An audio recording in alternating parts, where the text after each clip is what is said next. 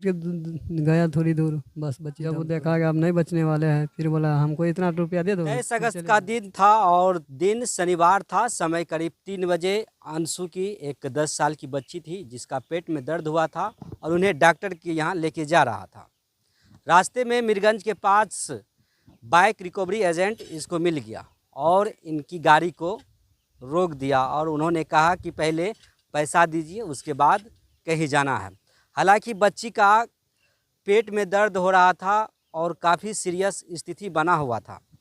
Recovery agent को बस ये कह रहे थे कि मेरी बच्ची की हालात नाजुक है, इसे डॉक्टर का ले जाना है। लेकिन रिकवरी एजेंट बस एक ही बात पर अड़े हुए थे कि पहले 16,000 रुपया दीजिए, फिर उसके बाद गाड़ी लेके जाइए, यानी तो गाड़ी को हम जाके ऑफिस में लगाएंगे। अंत तक 2 घंटा 3 घंटा बीत गया। बच्ची अधमरू हो गया, यानी कि बच्ची का जो है अब हालत नाजुक हो गया था, बच्ची मरने वाले थे। लेकिन रिकवरी एजेंट फिर भी नहीं माना। अंत तक इनसे 1,000 रुपया फिर पे फोन से इनसे करवाए। अंत तक तो जब बच्ची को देखा कि अब इनकी स्थिति नाजुक हो गई है, ये बचने की लायक नहीं है, तब उन्होंने इनको छोड़ दिया। हालांकि रास्ते में जाते हुए बच्ची की मौत हो जाती है।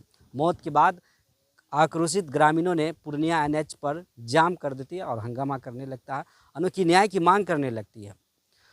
तो इस तरह की जो घटना है ये काफ़ी निंदनीय घटना है और इस तरह लगातार अगर कहे तो रिकवरी एजेंट की लगातार ये जो है गुंडागर्दी सामने आ रही है। राह चलते लोगों को रोक दिया जाता है, उनसे बदसलूकी करते हैं और उनसे पैसा उगाही करते हैं। नहीं देने पर अब ये नहीं जानता है कि ये कहाँ जा रहे हैं, किस इमरजेंसी काम के लिए जा रहे हैं, लेकिन उसको कुछ परवाह नहीं है, कुछ फ़र्क नहीं है, बस उनको रुपया चाहिए। और रुपया नहीं देने पर आपकी गाड़ी ले जाके कहीं अन्य जगह पर लगा देते हैं। बोलता है ये रिकवरी एजेंट का ऑफिस है और यहाँ पर रुपया देंगे तब। अगर आपका चालान अगर 2,000 है, 2,000 किस्त बाकी है, तो वो लेंगे आपसे 5,000 एक्स्ट्रा लेंगे और 7,000 का वो फेन काटेंगे। यानी कि 7,000 दीजिए तब आपका गाड़ी जाएगा। अगर 12,000 है तो 17,000 आपसे वो लेगा। तो इस तरह से रिकवरी एजेंट कर रहे हैं और लगातार ये खुलेआम गुंडागर्दी कर रहे हैं। हालांकि इस पर अभी तक नहीं तो कोई पुलिस कानूनी कार्रवाई की है, न इस पर कोई कार्रवाई हो रही है।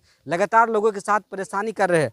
बहरहाल मैं अभी पूर्णिया के बेराराही गांव में है और इस गांव में जो घटना घटी है उस घटना से आप अवगत हुए होंगे। 10 साल की एक जीती जागती बच्ची की मौत हो जाती है। ये कहीं ना कहीं रिकवरी एजेंट की और ये करतूत है, उनकी वजह से उनकी जान चली गई। इस परिवार में वो बच्ची पढ़ने में तेज़ थी, पढ़ने के लिए जाती थी, कोचिंग पढ़ती थी और काफ़ी इंटेलिजेंट बच्ची थी। आगे चलकर इस देश का भविष्य था और देश का कुछ न कुछ कोई पद पर चली जाती। यहाँ का लोगों का जो कहना है लड़की काफ़ी इंटेलिजेंट थी, पढ़ने में तेज़ थी और उस लड़की का पेट में दर्द हुआ था। उसे बस कसूर इतना था कि उसके पिताजी लोन पे बाइक लिए थे। बस इतना ही कसूर था इस परिवार का कि लोन पे बाइक लिए थे। हालांकि ये महादलित परिवार है देते। बहरहाल यहाँ पे उस परिवार से हम बातचीत करेंगे जब ये लोग जा रहे थे उनके साथ क्या हुआ था। लीजिए, टूटी फूटी घर है, झोपड़ी है, झुग्गी है, इस टाइप ये लोग रहते हैं और बेचारे का बस इतना था कि ये लोन पे बाइक लिए थे। क्या हुआ था आपकी बेटी के साथ? बेटी के साथ वही, उसका पेट में दर्द हो रहा था तो उसको लेके जा रहे थे हॉस्पिटल। रास्ते में घेर लिया बाइक रिकवरी वाले, बोला ऐसे ऐसे बात है, पैसे दो फिर जाने देंगे। ऐसे करते करते में समय बीत गया। लास्ट पोजीशन में आया, फिर उसको दिया। 2-3 घंटे के बाद 1,000 रुपया दिया। फिर वो बोला जाओ। जैसे गाड़ी पर बैठ के गया थोड़ी दूर, बस बच्ची दम तोड़ दिया। क्या लगता है बच्ची को अगर जिस समय वो धरा तो उस समय छोड़ देता तो आपकी बच्ची बच सकती थी? इस दुनिया में रहता, अभी खेलता कूदता। अभी खेलता और एक ही बेटी थे? एक ही थी। नहीं, बेटी तो 4 है, वो सबसे बड़ी थी। सबसे बड़ी? पढ़ाई लिखाई करवा रहे? हाँ, पढ़ाई लिखाई करता है। अभी दिखाया ना, उसका पढ़ाई में बहुत अच्छा था। वो हम जितना नहीं जानते हैं, जिसको बोलता का गाना, उतना वो 20 तक वो जानता था। मैं तो 20 पढ़े भी नहीं। वो हमको पढ़ के सुना था कि पापा देखो मैं ये पढ़ता हूँ। मास्टर जो देता था उसको वो भी देखा। जितना सदस्य है आंगन में सभी का नाम लिख कर वो एक कॉपी में रखा था। मैं सभी का नाम लिखने लगा हूँ पापा। आज वो इस दुनिया में अपना आज उस दुनिया में नहीं है। कौन है इनका जिम्मेवार कौन है? बस वही है बाइक रिकवरी वाला। बताओ हम सब क्या कर सकते हैं। क्या मांग करते हैं प्रशासन से और सरकार से?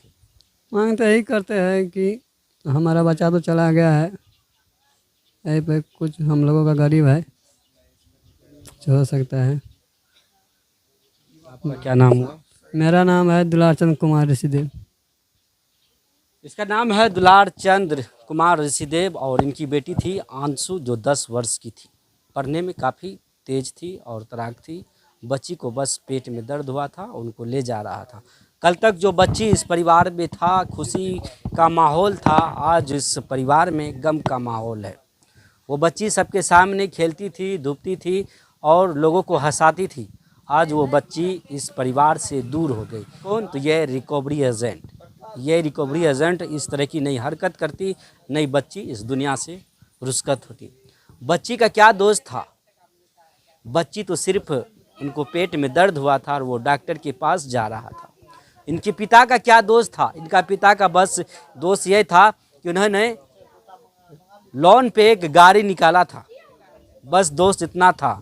लेकिन रिकवरी एजेंट का क्या फर्ज बनता था कि क्या उस स्थिति में जब ये डॉक्टर के पास जा रहे थे, जब बच्चे इस तरह की नाजुक हालत बनी हुई थी, क्या उस समय उसका रोकने का कोई अधिकार है?